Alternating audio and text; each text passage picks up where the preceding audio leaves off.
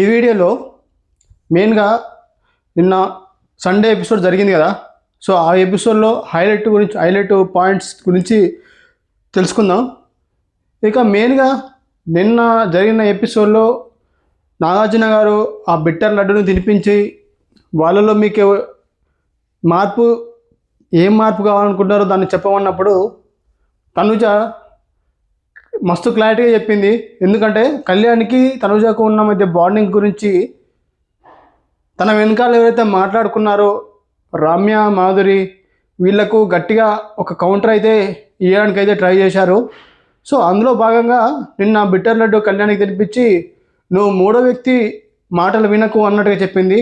మూడో వ్యక్తి మాటలు మీన్స్ రమ్య మాధురి గారు ఏదైనా అతనికి ఎక్కిస్తారేమో అని చెప్పినట్టయితే చెప్పింది.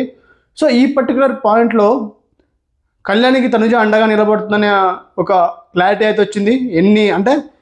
ఎన్ని డిస్కషన్స్ అయినా ఎన్ని గొడవలు అయినా గట్ట ఖచ్చితంగా కళ్యాణ్కి తనుజకు కళ్యాణ్కు హెల్ప్ చేసుకుంటారన్న ఫీలింగ్ అయితే నాకు అనిపించింది. సో ఈ యొక్క మాటతోటి మాధురి రమ్యలకు నోరు మూసుకున్నారని, అంటే వాళ్ళు ఏదైతే వెనకాల మాట్లాడుకున్నారో మొన్న వీడియోలో వేశారు కదా, సాటర్డే రోజు ఒక వీడియో వేయించి 2 చేతులు చప్పట్లు కొడుతున్నాయి అన్న ఒక వీడియో వేసి చూపించారు కదా. సో దానికి క్లారిటీగా వాళ్ళకి ఇండైరెక్ట్గా డైరెక్ట్గా ఒక సమాధానం అయితే ఇవ్వడానికి అయితే ట్రై చేసింది తనుజ. ఇక నెక్స్ట్ ఎపిసోడ్లోకి వెళ్తే ఇక మెయిన్ హైలైట్ వచ్చేసి హైపరాది తన పంచులతో హౌస్లో ఒక క్లారిటీ అయితే ఇచ్చాడు. ఎవరు ఏం మార్చుకోవాలనే ఒక క్లారిటీ అయితే ఇచ్చాడు. సో దాన్ని మనం తెలుసుకునే ప్రయత్నం అయితే చేద్దాం.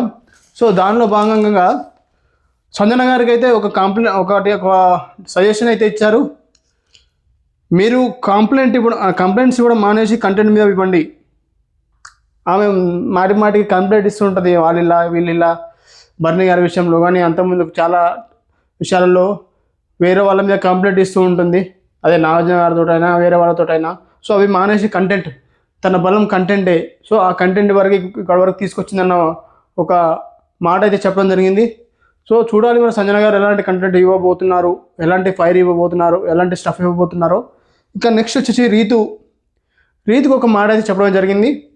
ఏడిస్తే కన్నీళ్ళు రావాలి, ఓడిస్తే గెలిచావని అందరూ ఒప్పుకోవాలి. అంటే నువ్వు ఆట 2 జరగాలంటే ఆట జెన్యున్గా ఆడాలి. తను అన్నీ కూడా గేమ్స్లో అన్నీ కూడా ఏమంటారు ఫౌల్ చేస్తుంటుంది కదా. తను ఫౌల్ అంటే జెన్యున్గా ఆడాలి, ఫౌల్ చేయకుండా నిజాయితీగా ఆడాలి అనే ఒక ఆడితే నువ్వు టాప్ 5లో ఉంటావు అని అయితే చెప్పడం జరిగింది. ఇది మాత్రం వాస్తవం.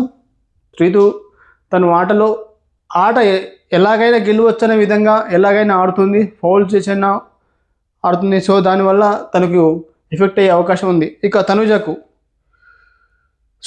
కూడా మంచి పాయింట్స్ అయితే ఇచ్చాడు. ఎవరో వచ్చి నిన్ను కాపాడతారని వెయిట్ చేయకుండా నువ్వు కాపాడుకొని గేమ్ ఆడితే లేడీ విన్నర్ ఛాన్సెస్ కూడా ఉన్నాయి. ఇది మాత్రం కరెక్ట్గా ఉంది. తను వేరే వాళ్ళ మీద ఆధారపడకుండా తన గేమ్ మీద ఫోకస్ పెడితే ఖచ్చితంగా లేడీ విన్నర్ అయ్యే అవకాశాలు ఉన్నాయని చెప్పడం జరిగింది. సో ఇక్కడ హైపరాది ఖచ్చితంగా తను విన్ అయ్యే అవకాశాలు ఉన్నాయని డైరెక్ట్గా చెప్పడం జరిగింది. సో చూడాలి మరి ఇప్పటి నుంచి తన ఆట ఎలా ఉంటుందో. సుమనకు కూడా మంచి ఇన్పుట్ అయితే ఇచ్చాడు. కామెడీ ఫైర్ 2 కలిపి గేమ్ ఆడితే ఖచ్చితంగా టాప్ 5లో ఉంటామని చెప్పడం జరిగింది.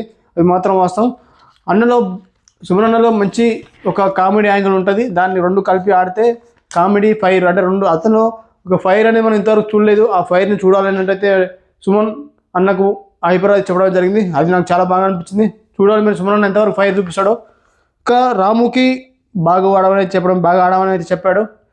అంటే ఒక పాటతో నువ్వు బాగా పాపులర్ అయ్యావు, నువ్వు నీ ఆటతో కూడా పాపులర్ అవ్వని అయితే చెప్పడం జరిగింది.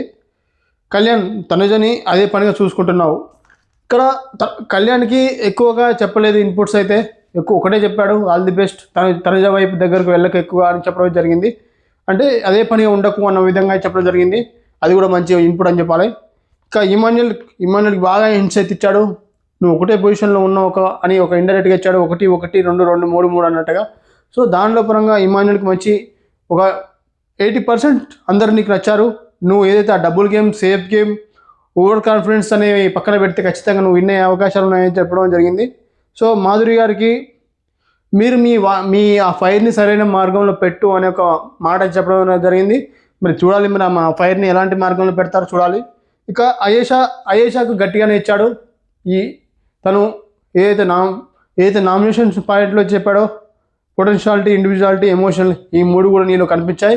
నువ్వు ఒక వారానికి ఒక టాస్క్ ఎలా ఉంటాయి, మరి 6 వారాలు 7 వారాలు ఉన్న వాళ్ళకి నువ్వు అలాంటి వాళ్ళకి రెస్పెక్ట్ ఎందుకు చేసినావు అనేది గట్టిగా ఇచ్చి పడేశాడు. మనం అయితే అనుకున్నాం అదే జరిగింది హౌస్లో. అతను కూడా అదే చెప్పాడు. ఇంకా గౌరవ్, నువ్వు కోచింగ్ క్లాస్లోనే ఉంటే మాత్రం ఎవరో ఒక కప్పు గెలిచిపోతారు, నువ్వు ఎప్పుడు తెలుగు నేర్చుకుంటావు ఎప్పుడైతే అనేది చెప్పడం జరిగింది. అది చాలా బాగా అనిపించింది నాకు. ఇక సాయి శ్రీనివాస్కి బాగానే ఇచ్చాడు. నువ్వు చాడీలు చెప్పకుండా చాడీలు చెప్పడం అయితే మానేయి, చాడీలు చెప్పడం మానేస్తే బాగుంటావు అని చెప్పడం జరిగింది. ఖచ్చితంగా సాయి శ్రీనివాస్ ఇక్కడి మాటలు అక్కడి మాటలు ఇక్కడికి చెప్పేసి వాళ్ళిద్దరి మధ్య వేరే వాళ్ళ మధ్య గొడవలు పెడుతున్నాడు. మనం లైవ్ చూస్తే తెలుస్తుంది, ఎపిసోడ్ చూస్తే తెలుస్తుంది మనకు. సో ఇక నిఖిల్, నువ్వు ఫ్యామిలీని మార్చడం మానేసి నీ మాటను మార్చడం చెప్పడం జరిగింది. ఇక పవర్ అస్త్ర విషయానికి వచ్చేస్తే, ఏదైతే భరణి గారి ఎలిమినేషన్లో ఇమాన్యుల్ పవర్ అస్త్రని వాడింది కరెక్టేనా కాదంటే ఖచ్చితంగా కరెక్టే అని చెప్పాలి. ఎందుకంటే తను సేఫ్ గేమ్ ఆడుంటే అంటే తనుజ ఫీల్ అవుతుంది, దివ్య ఫీల్ అవుతుంది. సో దానివల్ల మనం మళ్ళీ వాళ్ళిద్దరూ నామినేషన్లో మనల్ని అంటే వాళ్ళకి దూరం అయ్యే అవకాశాలను ఆలోచించకుండా ఖచ్చితంగా మనం సేఫ్ గేమ్ ఆడకుండా ఖచ్చితంగా తీసేసుకోవాలన్న విధంగా చెప్పడం, ఆ యాంగిల్లో చెప్పాలంటే ఖచ్చితంగా ఇమాన్యుల్ మంచి డెసిషన్ తీసుకున్నాడు. భరణిని ఎలిమినేట్ చేయడంలో పవరాస్ని వాడుకున్నాడు. సో దానివల్ల రాముని సేవ్ చేశాడు. సో కాకపోతే ఇక్కడ తన పాయింట్ ఏం చెప్పాడంటే, రాము కంటే భరణి గారు ఆట బాగా ఆడారు అన్నది పాయింట్ మాత్రం తప్పది. ఎందుకంటే మనం చూస్తున్నాం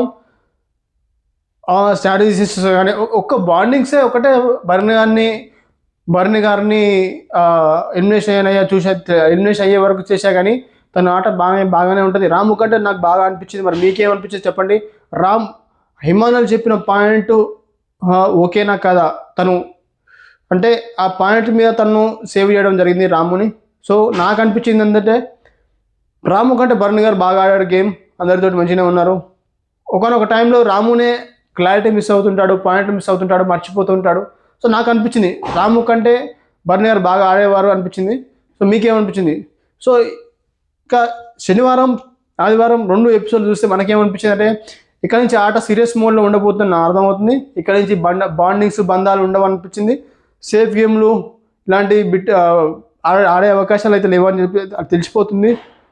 నాగార్జున గారు వెళ్తూ మీ ఆట మిమ్మల్ని కాపాడుతుంది అని ఒక పాయింట్ అయితే మాట్లాడడం జరిగింది. సో మీ ఆట మిమ్మల్ని కాపాడుతుంది, వేరే వాళ్ళ మీద ఆధారపడకండి అన్నట్టుగా చెప్పడం జరిగింది.